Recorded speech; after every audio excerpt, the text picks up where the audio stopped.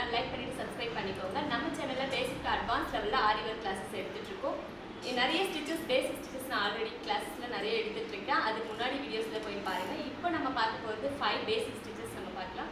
100 stitches இருக்கு. இதுல first 5 stitches நான் இன்னைக்கு கிளாஸ்ல நான் எடுக்கிறேன். ஸோ வாங்க வீடியோக்குள்ள. ஃபர்ஸ்ட் ஸ்டிச் வந்துட்டு பேசிக் ஆரி செயின் ஸ்டிச்.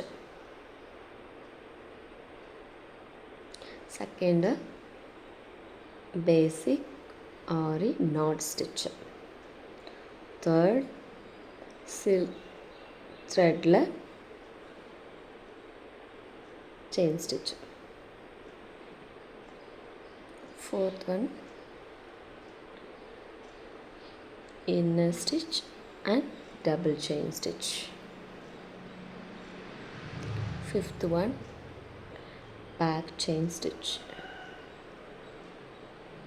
இது எல்லாமே எழுதிக்கோங்க. ஃபஸ்ட்டு உங்கள் நோட்டில் எழுதிக்கோங்க.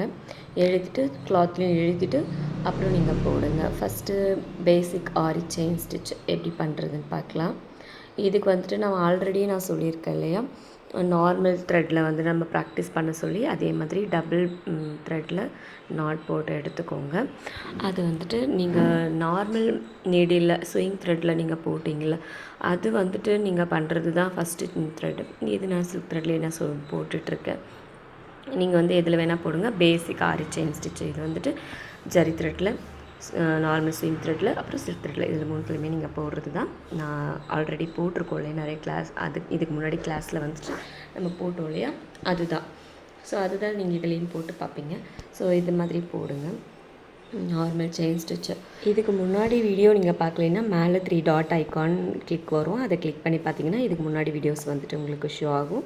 ஸோ அதை நீங்கள் ஓப்பன் பண்ணி பார்த்தீங்கன்னா இதுக்கு முன்னாடி கிளாஸில் இருக்கிற வீடியோஸ் எல்லாம் பார்த்துட்டு வந்து இந்த வீடியோ பார்த்தீங்கன்னா உங்களுக்கு ஈஸியாக புரியும். இப்போ நம்ம போட்டுட்ருக்கிறது நாட் ஸ்டிச்சு.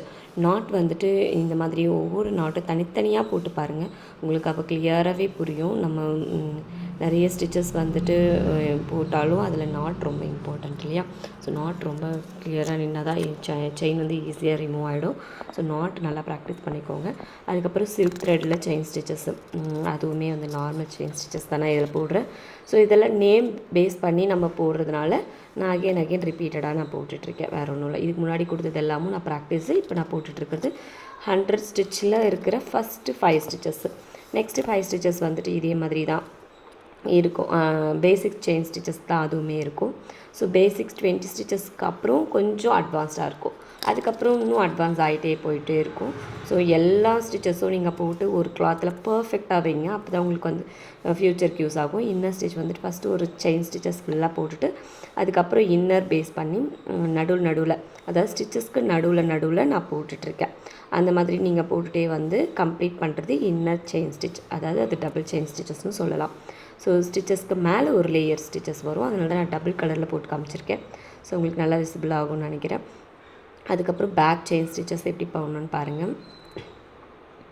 இது வந்துட்டு ஒரு மாதிரி முடிச்சா வர்ற மாதிரி இருக்கும்.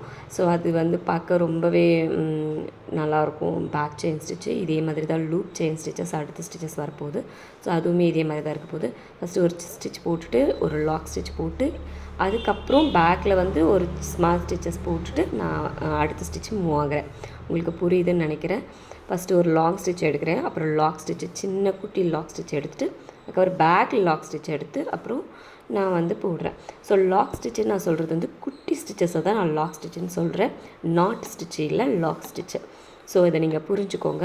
இதே மாதிரி நெக்ஸ்ட்டு 5 ஸ்டிச்சஸ் பார்க்க போகிறோம். ஸோ கண்டினியூஸாக வீடியோஸ் பார்த்துட்டே வாங்க. கண்டிப்பாக கிளாஸ் ரொம்ப புரியும், ஈஸியாக இருக்கும்.